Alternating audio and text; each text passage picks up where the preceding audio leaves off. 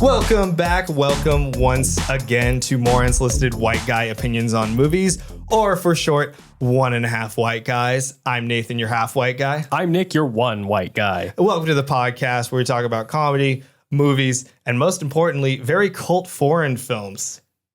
The most cult. The most cult foreign films. I think the lesser known they are, the more cult they can be. I agree. You know? And I think that with this one is probably one of the least known. We have a special movie for you today, audience. This is a cult film out of Ireland called Fatal Deviation. 1998. 1998. We'll fully introduce it in a second, but we want to welcome the person that gave us this movie.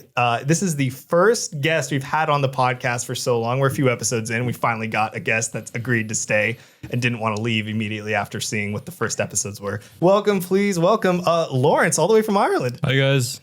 Thanks for having me. Yeah, absolutely. Thank you for coming out. Thank you for being here, Larry. We met first, right? Before Nick and I went to college together, and that's how we met. But how did we meet? Well, we met working at a football camp. In Soccer for all the American listeners. Soccer, rather, yes. Yeah. I think, you were definitely DJing at the camp. Well, on the speaker. I have the best music choice. Yeah, something for everyone out there. Everyone's, despite what all the other people at the camp think.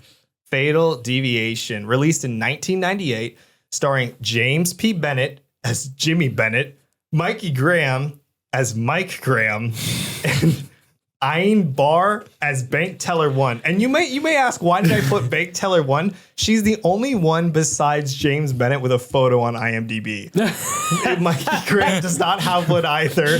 So I was like, I gotta give respect to the one person that has a professional headshot and went on to work in other TV shows. So Ayn Barr, wherever you are seen. You made it. Oh my God. Nick, would you like to lead us in with the IMDb summary of this movie? Happily. A classic good versus evil action flick mixed with kicks, guns, motorcycles, and a hot babe. Last part is questionable. I'm not serious. Oh, Wow. shit. Oh, sorry. throwing some my God. We're gonna get some hate there. mail. So everyone in man. Ireland being like, what the fuck do you know? And I'll be like, don't talk shit to us. The other guy that talked that shit is over there now. You can go talk to him. Yeah. Oh my Take it up with Larry. Yeah, take it up with Larry. That's the IMDb That summary. is not an IMDb summary. But that is though. No, that is the summary. That's what you have written I know here. that is the IMDb summary, but it's really not. I'll give it this. This is not an IMDb summary. Are they wrong? No, they're right. No. This is not an IMDb summary. This is a pitch. This is a pitch my line for God. the movie. I don't think the film even exists on Rotten Tomatoes. It's just like 404 error. Like when you look it up, it's not even like... They erased all traces of it because it was just too good. Nobody has ever They knew bothered it- to try to make one for it. They were just like, fuck it. It was the only film on Rotten Tomatoes that scored over 100%. Over 100%. And So they had to sweep it under the take rug. it out. Usually we introduce our first experiences with the movie, but to be honest, we didn't watch this movie. This was our first time watching it for this podcast. This week. We had no idea this movie exists. And to be honest, deviate, as I like to say, you fucking pun son of a intended. Fuck you, Larry. When did you first see this? Yeah, when did you first see this movie? I first saw this film about 2 years ago. I think this film has been around to my knowledge longer than I actually knew it existed. Like I have a vague notion that when I was really small, like I used to go to Extravision, which is like an Irish video rental store. Oh, nice. It's since closed, like completely. A vague notion. I remember seeing Fatal Deviation on one of the shelves. Really? Yeah, and I later heard that like there were only 200 copies of the DVD ever made, and then they stopped. I think someone found it on eBay, 20 years ago or something, and said this needs to be shared with the world. Uploaded on This YouTube. needs to be put on YouTube. Well, bless you, whoever you are. Yeah. Hey, you know what? Email us back if you see this or hear this. Please let us know that was you. That'd be fucking incredible. But I gotta say, this is a Van Damme movie. Mm-hmm. This is a Jean-Claude Van Damme movie, basically, but it's so much a love letter to a bunch of his other movies. Even straight down to the way he just like roundhouse kicks motherfuckers. This dude whoops ass. I'll say that. Okay, Jimmy Bennett in this movie, like he looks like he could just be like a Bond like villain henchman. He would be like the head henchman in a Batman movie where he's like, it's the Bat. Oh. in like the Arkham games. Yeah, hell are you supposed to- circus in town? Should we get into the movie? Let's get right into it. It opens with him leaving a reform school. Yeah. And we know it's a reform school because he walks out of a door of a building, a brick building, and it just says reform school Yes. on like a printed piece of paper Yeah, taped yeah, to the yeah. wall next to the door. Yeah, well, listen, it's listen, they don't have a lot of money in apparently at this reform school. It's very well shitty run, so they have to just tape shit. This protagonist here is young Jimmy Bennett. He's not young in it. Well, I mean, How many years did you get held back to leave a reform school? Like age 32? Something like 15, 16, it seems like. thanks to some flashbacks, we find out his father taught him martial arts. Some kind of martial art, kung fu. I don't know what he taught him. And then was just promptly beheaded by a dude with a katana. Are beheadings normal in Ireland? No, although the film was filmed in Trim, County Meath, which is the same place where they filmed Braveheart. And Really? There's Hey, a right few beheadings in Braveheart, is there? Or when Mel Gibson they wanted to film it in Ireland and they met with the Minister for Promotion of Irish Film and Culture and all this. Yeah. And Mel Gibson spoke very fondly of this man. Turns out he's now the president of Ireland. Oh, right Oh my on. God, Yeah. really? And educate us, who is the president of Ireland? His name is Michael D. Higgins. Oh, okay. He stands about 4'8", and Mel Gibson spoke of him as like, oh yeah, and then I met this like little leprechaun dude. And he was like, He let me make my movie here. yeah. But Maybe he'll let me Fucking make. Mel Gibson. Yeah.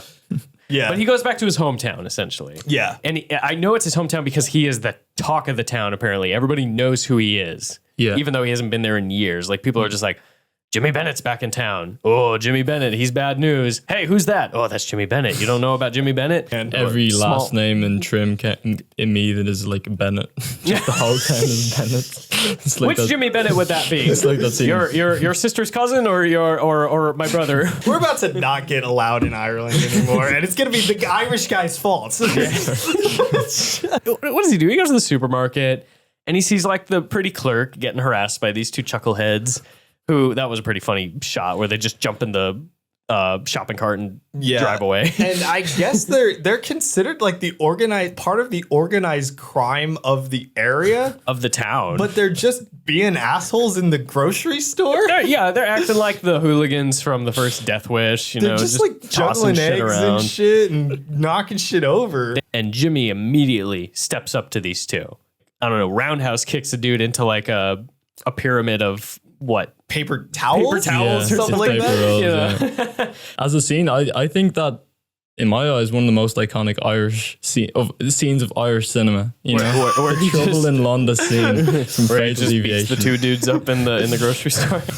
Yeah, but they go back to their boss, who is this very elderly, like, balding. I might say he's older Irish than fella. any of the monks. He's the oldest man in this movie. Oh, there's monks in this movie, by the way. We'll get to them. But Yeah. like, this is our villain. He's like the crime lord of the town or the county or whatever. Yeah, living in a house that's decorated by his grandmother. Apparently.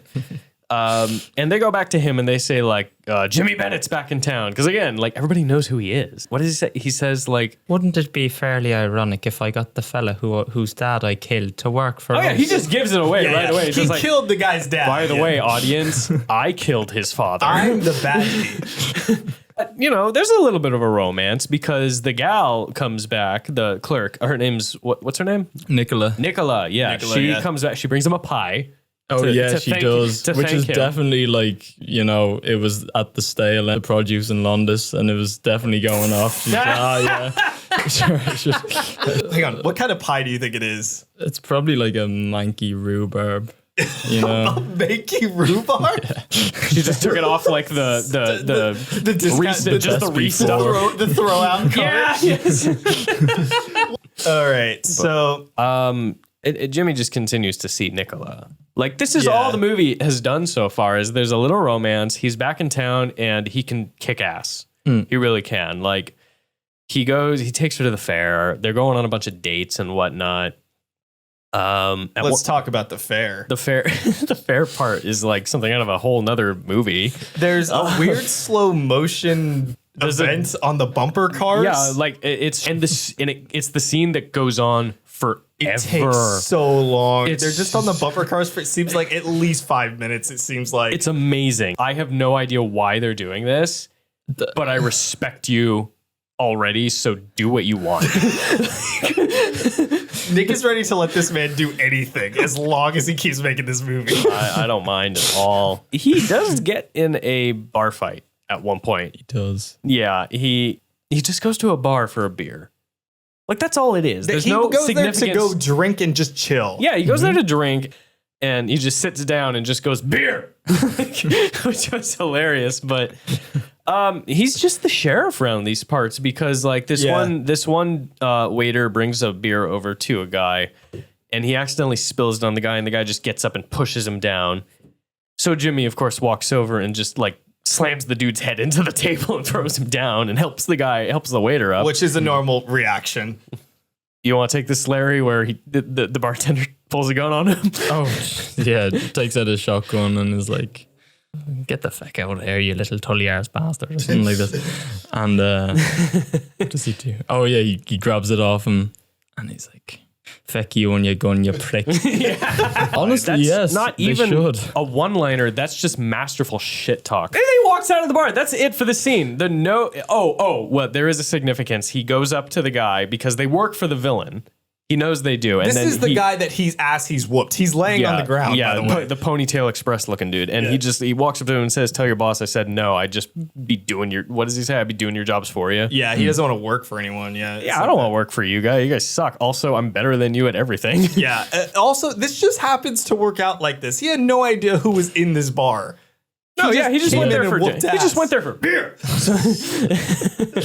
We haven't talked about the monks in detail yet, but every now and then this monk dressed like Ben Kenobi, just with the biggest Santa Claus beard I've ever seen, just jump scares him like every time.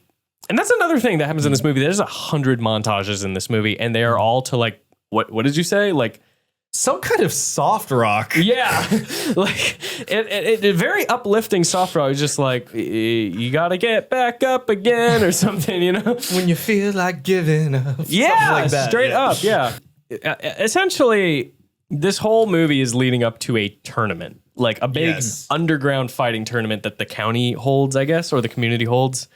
Yeah, it's the And biggest. it's run by the monks. It's the monks run it. It's the monks run it. The monks who are part of this monastery that are there. And one of the monks, this big Gandalf looking dude, like I said, the one who keeps jump scaring him, he just decides, I'm going to train you. And Jimmy Bennett's like, okay. He runs up to the monk and says, all right, do high kicks for me. And he says, no, tell me about my father. And the monk just goes, later. And Jimmy just goes, okay. And then another song comes on and another training montage starts.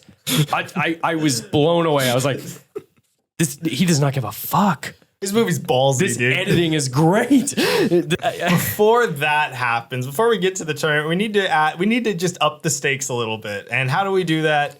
Well, We kidnap the girl. we take the girl after a fun, lengthy motorcycle chase, which is a big homage to Hard Target, Van Damme's Hard Target. Nicola gets taken to Mikey and Yeah, but this fella lives in a caravan at like the back of. oh yeah, that's right. He lives in some junkyard. Down by the river. No, but Lives he in a van down by He the lived river. down by the river. Because you think he would be living somewhere nicer as a member of the organized crime. As the son of this crime lord. Yeah. But no, he's living in like a trailer. No, he lives in his caravan. Yeah, just but with the outdoor bath. Yeah. Yeah, he's a nomad, but like, yeah, they got the girl, and they say you need to lose this tournament or else. And I think that's a good stopping point. Does it say lose or else, or just say loose or else? Loose or else? Loose or else. He gets a note that says loose or else. But this film, you just can't give it the benefit of the doubt. You just can't. Like, it's just the entire crew. No, it's definitely 2 O's. It's definitely 2 O's. No, it's 2 O's. They're not asking me to lose. They're just saying loose. They're saying loose or else. Loose. I can be loose. Yeah, I can be loose. Loosen your extremely. For a film with a 76-minute runtime, it still feels like an eternity. Damn. Ouch. Wow. Like, And you call yourself a fan?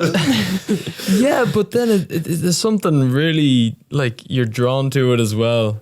Like, you're almost about to give up hope and switch it off, and then a monk appears out of nowhere.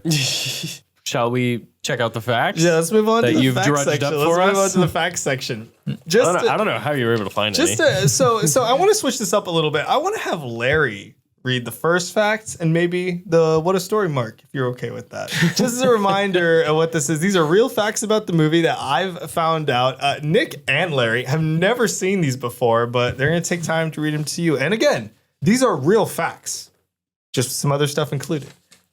Fact number 1. Fatal Deviation was released in 1998. I have no idea what month. You know how hard I had to look for info on this movie? Question mark. I found sweet fuck all regarding box office numbers, DVD sales, or digital downloads for Fatal Deviation.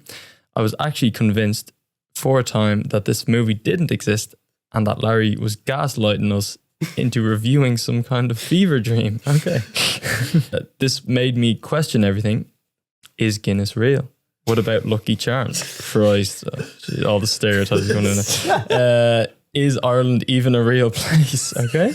That was until I found a copy of it for sale through an Irish DVD collective listed for €25.50, or so €25.50. That's right. This movie, Ireland, and all of its people are indeed real, but only for about $30 American. Well, I mean, like, I was looking for it, and I was like, is this movie even real at all? And I was like, how much is that? I was like, $32. 62 cents. I was like, this is way too much. I'm not paying for that. That's like, and shipping. approximately like $5 per minute of the runtime. Oh my God. I love it. This film, as bad as it is, What do you mean? It's not bad. like, it's literally homegrown Irish cinema. Like, it's fully Irish cast and crew, and this film is fairly under the radar still. Fatal Deviation being the only Irish kung fu movie. Well, there is another. Another Irish kung fu movie does exist. No, there is another Skywalker. What is it? Well, we got to know more. It is Moving Target from the year 2000. Ooh. The plot centers around an American that comes to Ireland and gets involved with the IRA and accidentally buys a 6-pack of Beamish, which is like beer that they drink in the South, and it happens to be a nuclear detonator that like the IRA got off the Russians. Oh no. This is a little close to home. The 6-pack is a detonator? Yes. They accidentally sold it? Yeah, it was like the Russians developed. It has the IRA. We gotta check this out. It Moving has target. nukes, Okay. Russians, everything you want. Kung fu. Why not? In fairness, shout out to Mr. Bennett. Yeah. Oh, absolutely. Yeah. This was the Come on the podcast. like this was the spark that ignited, his passion, like doing martial arts. That's what he wanted to do his whole life. And now that, Fatal Deviation was the first step. Since then, he's worked with the likes of Jean-Claude Van Damme. He's worked with Steven Seagal. Oh, my wow. God. Yeah. Nick, what do you think? Let's rate the movie, and we'll give Larry an honorary rating as well. Larry can go first. Yeah, what's your honorary rating? 1 out of 100. I'm going to give this film 83. Very nice. Nice and generous. Solid choice. Nick, let's go ahead. What do you feel like you would rate this movie? I'd give it a solid 78. just for the fun and enjoyment of it and what I did, I'm gonna give this a 55. Doesn't mean I hate it, but I'm just saying that I feel like it's a 55 for me. I mean, I feel like we could say this is absolutely worth watching. Oh, watch this. 100%. This is so fun. This was so much fun. What do you think, Larry? Yeah, Fatal Deviation. Highly recommend doing. Get some friends together, get some drinks. You'll enjoy yourself. Yeah, get The lower the quality, the better. You know, And you will be impressed, I think, with how much effort and how well they were able to put everything together with what little they had. With no expectations, this Yeah. movie is pleasantly fucking. Thank you for listening to the 1.5 White Guys podcast, or more unsolicited white guy opinions on movies for long. Be sure to rate us, follow us, and subscribe to us wherever you get your podcasts from. And don't forget to follow us on Instagram at 1.5 White Guys podcast, or on TikTok at 1.5 White Guys. And be sure to tell a friend to listen to the podcast where we say we're going to talk about a movie and then we kind of talk about the movie. Yeah, don't forget. What happened to my fodder? I'll tell you later after the podcast is over. Oh, the music's getting louder. All right, everyone. I'll talk to you later. Thank you for joining us, Larry. Thank you. Cheers. Yeah, Thanks. thank you. I'll talk to you later. Bye. What?